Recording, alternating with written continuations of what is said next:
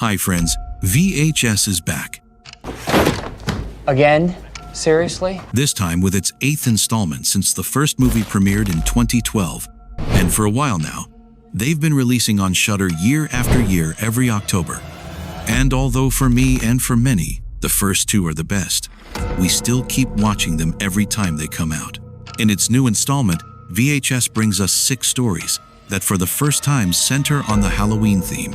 So sit down and get comfortable, because in this video I'm going to share you the story of Welcome to Random Recaps. In this video, I'm going to recap the movie.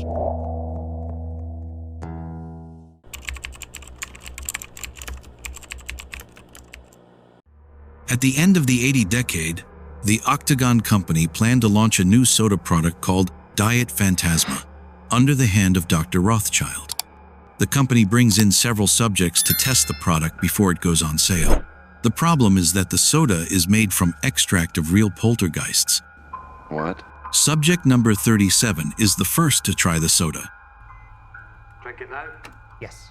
Upon tasting it, the subject starts bleeding from the eyes. The can summons tentacles that adhere to 37's face, eating his jaw. After the failed experiment, the testing room is cleaned to move on to the next test subjects. But we'll continue this story later.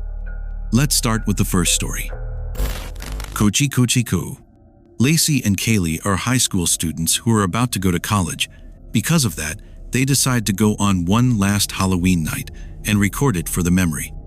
Suddenly, some kids knock on the car window singing that mommy is going to catch them.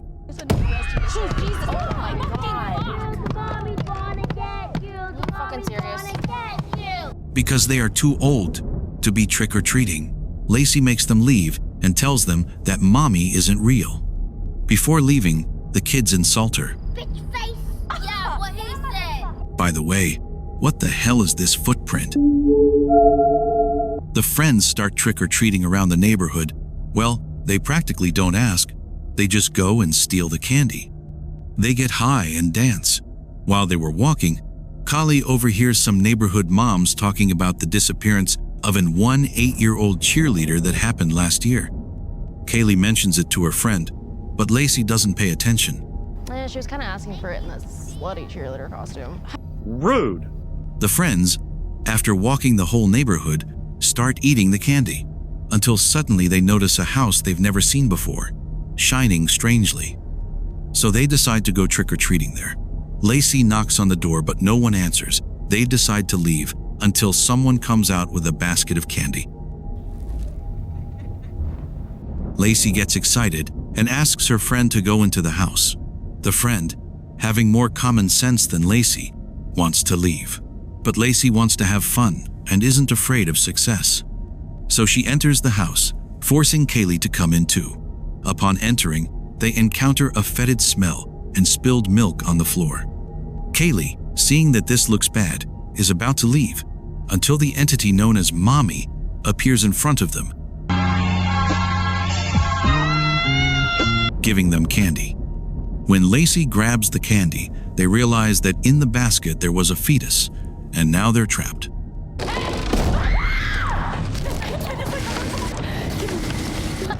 Lacey still believes this is some kind of haunted house and she's having a good time, although Kaylee doesn't think the same.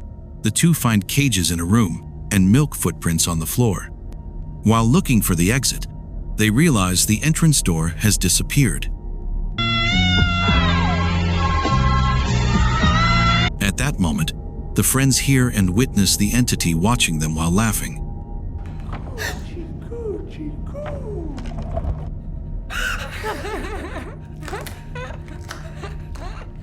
Scared, they search for an exit, coming across what seems to be a baby shower party, a photo of a pregnant and sad woman, and writing on the wall that says "He made me mommy." Lacey, in denial mode, believes all this is a joke until they find a guy acting like a baby.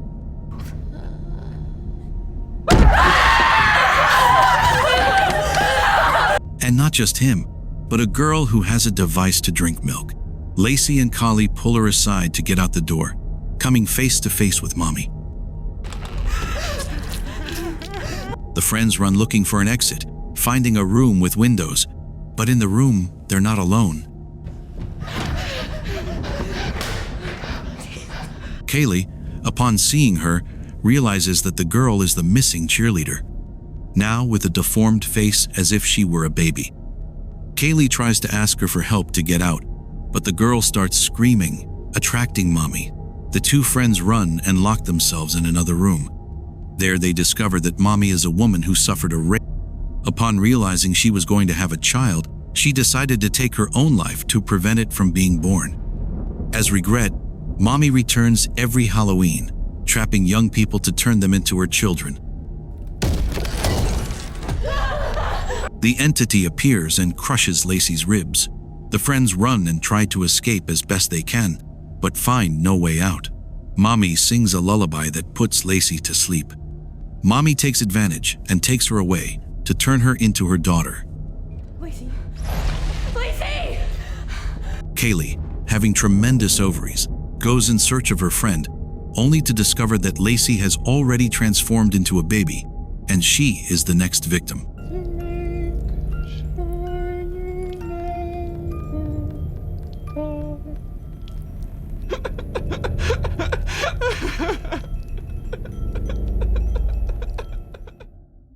The next story is called Supra Sic Infra. After a violent massacre of several young people, Enric is interrogated by the police for being the only survivor. He declares himself guilty of what happened, but the police tell him they have no evidence that it was him. Apparently, Enric and other friends were at a Halloween party in a nightclub, but his friend Vicky suggested they leave there to go to a medium's house. What happened after that, Enric can't remember clearly. Because of that, the police take Enric to the scene of the crime so that little by little he starts remembering. Vicky had guided them through some tunnels to enter the house. There she explains that in that house lived Roberta Marconi, a famous Turin medium who organized sessions for the High Madrid Society. She took them there because once she came with a friend to have, and since she saw the place was very spooky, she wanted to show it to her friends. Vicky leads the group of friends to a room full of symbols and a disconnected black phone. When one of her friends was about to touch the phone, Vicky stops him.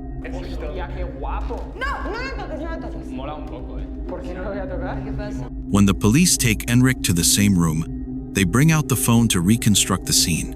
Enric freaks out because of his trauma, and a therapist tells him that everything is in his head, since it's impossible for that phone to ring when it's not connected.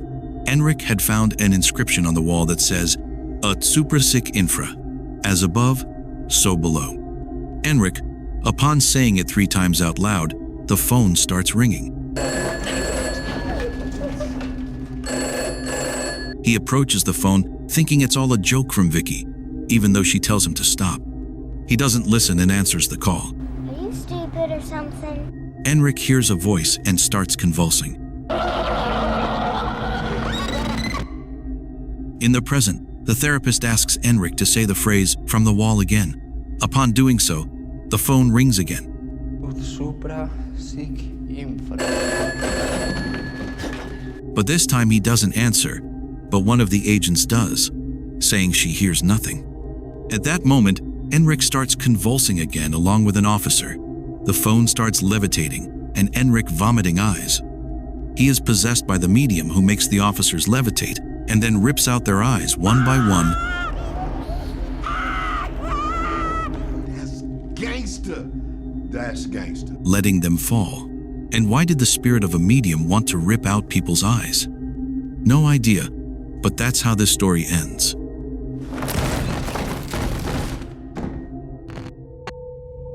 The next story is called Fun Size.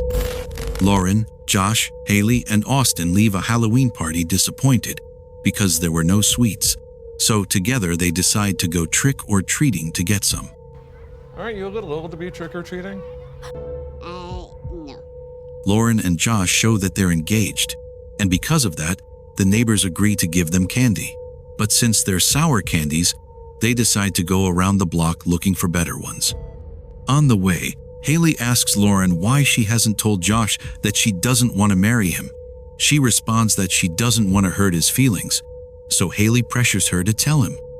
At that moment, They find in front of a house a bowl of candy that says only one per person. Upon seeing the bowl, the group finds it strange that the candies have weird names, as if they were all bootleg candies with names they've never heard of. Even one is shaped like a penis. Austin doesn't care and eats it. He searches for some information about the candies online, but finds none. But since he doesn't care about anything, he wants to take another. When he tries, an arm comes out of the bowl.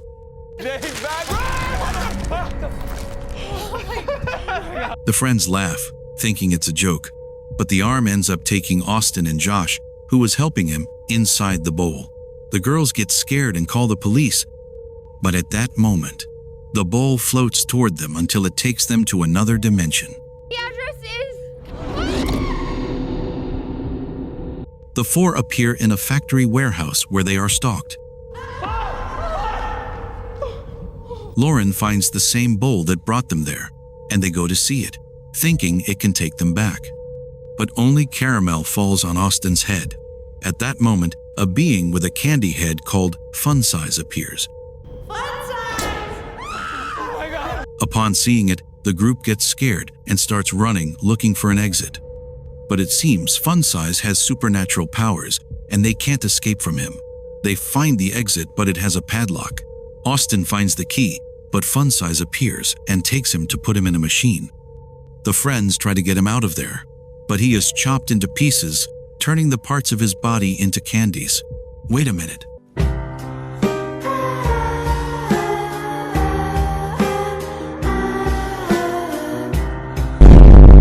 Fun Size appears with another creature. Josh cuts off its arm, but it regenerates. After seeing how the parts of their friend's body turn into candies, the friends decide to open the wrappers until they find the key. Lauren finds it and gives it to Josh. The other candy creature makes Haley fall so that Fun Size can take her. Lauren decides to go after her, but they find her with a tube of candies in her back that ends up doing this to her.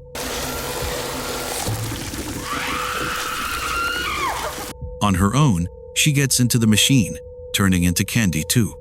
Josh opens the door to get out, but it was just a troll. So the fiancés decide to exit through the ventilation duct, although that's not a ventilation duct. It's a conveyor belt.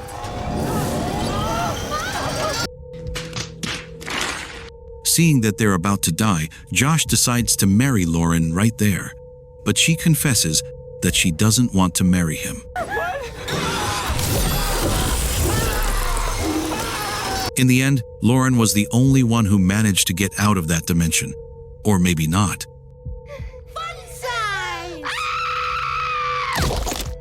Later, a mother takes her kids to take candy from the bowl. One finds Lauren's finger and tells his mother that he took 2. I took 2. Is that bad? The next story is called Kidprint. Tim Kaplan runs an electronics store where he operates Kidprint, a video identification service for children intended to help identify and save kidnapped children. A mother who is expecting the copy of the video immediately asks Tim if he can give it to her right away. He agrees and asks his technician Bruce to duplicate Lindsay's tape. While they wait, Tim shows the girl the videotapes of every child he's recorded. Are these missing ones the kids who got murdered? He is tormented by the frequent news reports about missing children who turn up dead. Because of that, he wants to protect his 2 daughters and his wife. So even though his wife tells him to stop recording, Tim wants to document everything for the safety of his daughters. He takes his daughters to a Halloween gathering where the police are the ones handing out candy for the children's safety. There, a mother named Nicole tells Tim that a high school girl was heading to her car to get something and simply disappeared. After that, a police officer confirms that the girl named Olivia has been missing for an hour. So he asks him to go to the store to look for her video and get it on the news as quickly as possible. Tim leaves the girls with Nicole and heads to his store. Upon arriving, he finds that videotapes are playing showing the missing children being tortured, begging for their lives. Tim doesn't understand what's happening and just stays in shock watching the videos. He hears someone nearby, crying.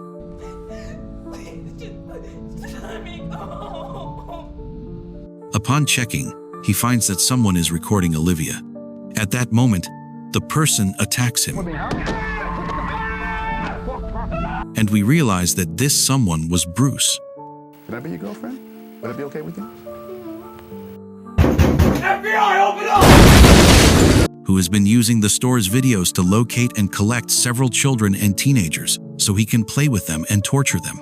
You disgust me. Bruce kidnaps Tim and beats him, then puts on him as a mask the skin of, well, you already know. Tim tries to help the kidnapped boy, but he, thinking Tim is Bruce's accomplice, attacks him.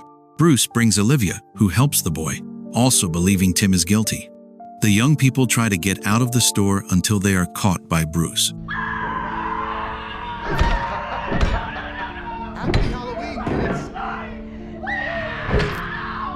He makes everyone believe that Tim was the killer, who was murdered in his own store.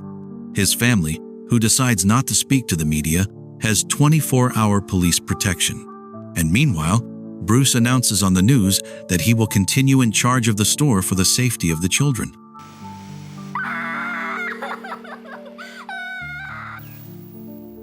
The next story is called Home Haunt.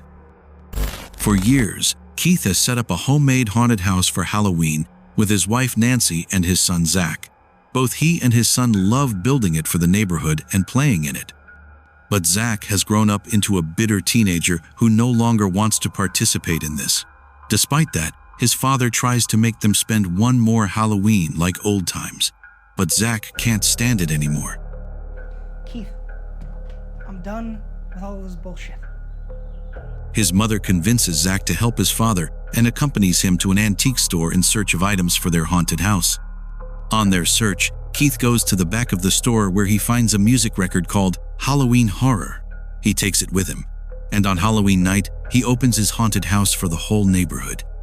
When he lets all the guests in, they play the music record he found. This causes paranormal things to start happening, like suddenly the record bursting into flames.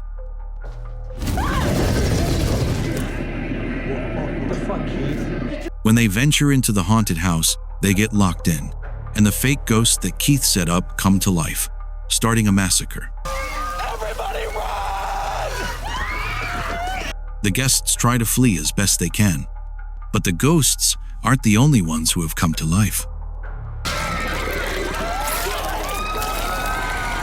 Only the family and a few more have survived, but a scared girl runs desperately. Keith runs to find her, finding her in an electric chair.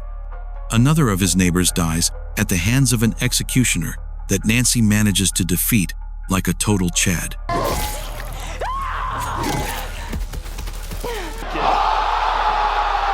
Now only the family and this little girl are left alive. The girl enters a cabin alone, and there a witch cooks her in acid. The witch attacks the family, but Nancy, as always, comes to save the day.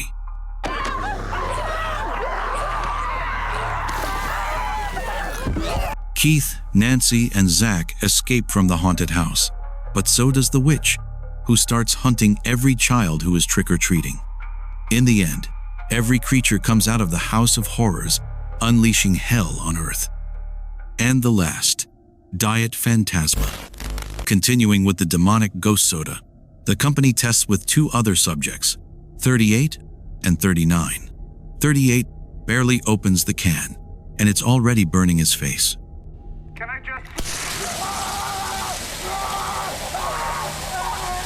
39 screams and tries to flee the room until the possessed soda attacks her.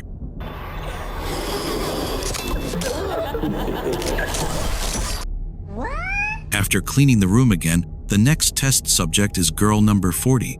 This smells like shit. She tries the soda and everything seems fine. But before taking more soda, the poltergeist from the can possesses her. But girl number 40 can't resist the possession. Because of that, the girl is exorcised and in the end, they get rid of her.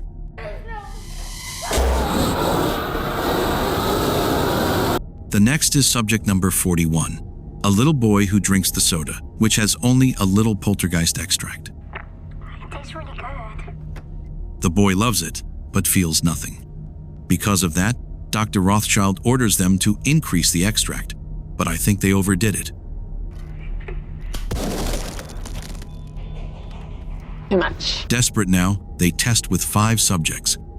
The subjects open the can, unleashing hell inside the room. The poltergeists start possessing and torturing the subjects who try to get out of the room. Everything is going to hell, so they exorcise the poltergeists. Except for one. Subject number 47 has been successfully possessed. Now the doctor can control the girl who asks for more soda. He asks her what her favorite soda is, and the girl answers. Phantasma. The doctor is happy to see that the experiment worked until they realize there's another possessed person but uncontrollable.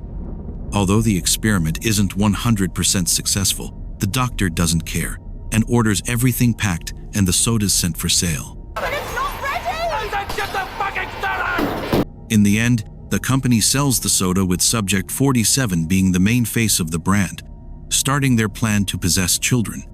It's scary how good it tastes. And that is how the movie ends. I hope you liked the video. If so, don't forget to like and subscribe for more horror movies like this.